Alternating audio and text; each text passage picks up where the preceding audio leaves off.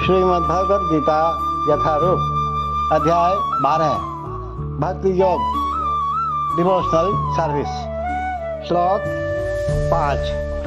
देखो भगवान भक्ति योग के बारे में बताते हुए अर्जुन को आगे क्या कहते हैं। क्लेश अधिकतर तेषां अव्यक्त आसक्त चेतसां अव्यक्ता ही गति दुखम देह बुद्धि अवाप्यते। एक बार पुनः। क्लेश अधिकतर तेषां अव्यक्त आसक्त चेतसां अव्यक्ता ही गति दुखम देह बुद्धि अवाप्यते। भगवान कहते हैं जिन लोगों के मन परमेश्वर के अव्यक्त निराकार स्वरूप के प्रति आसक्त है, उनके लिए प्रगति कर पाना अत्यंत कष्टप्रद है, अत्यंत कठिन है। निराकार के लिए, देहधारियों के लिए उस क्षेत्र में प्रगति कर पाना सदैव दुष्कर होता है।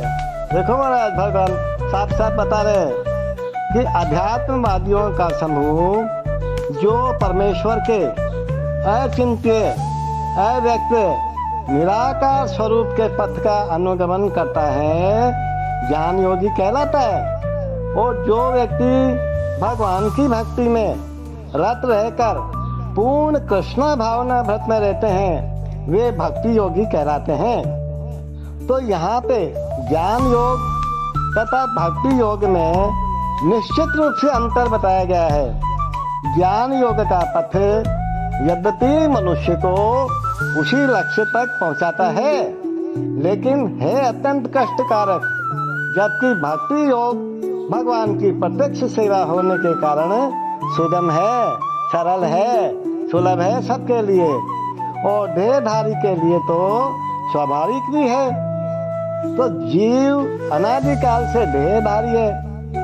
सैद्धांतिक रूप से उसके लिए ये समझ पाना अत्यंत कठिन है कि वह शरीर नहीं है।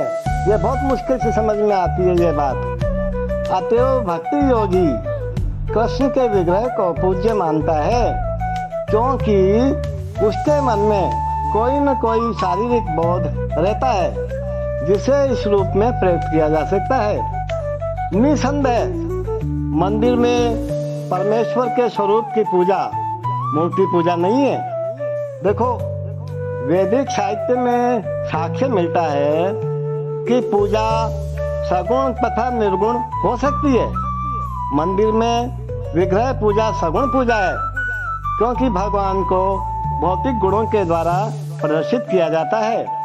लेकिन भगवान के स्वरूप को चाहे पत्थर, लकड़ी या तेल चित्र जैसे भौतिक गुणों द्वारा क्यों न अभिव्यक्त किया जाए, वह वास्तव में भौतिक नहीं होता है। परमेश्वर की यही परम प्रकृति है। यहाँ पर एक मोटा उदाहरण अपन समझ सकते हैं।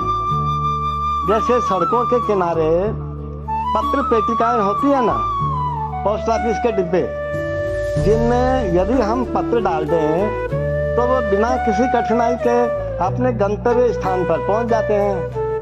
लेकिन यदि कोई ऐसी पट्टिका है, कोई ऐसा बॉक्स है या उसकी अनुकृति ऐसी है जो डाकघर द्वारा स्वीकृत नहीं है, तो उससे वही कार्य नहीं हो पाएगा। तो इसी प्रकार ईश्वर ने विग्रह रूप में, जिसे अर्चा विग्रह कहते हैं, अपना प्रामाणिक स्वरूप बना रखा है। वह अर्चा विग्रह परमेश्वर का अवतार होता है। ईश्वर इसी स्वरूप के माध्यम से सेवा स्वीकार करते हैं। भगवान सर्वशक्तिमान हैं, अतएव वे अर्चा विग्रह रूपी अपने अवतार से भक्त की सेवाएं स्वीकार कर सकते हैं, जिससे बद्ध जीवन वाले मनुष्य को सुविधा हो। For those whose minds are attached to the unmanifested, impersonal feature of the Supreme, advancement is very troublesome. to make progress in that discipline is always difficult for those who are embodied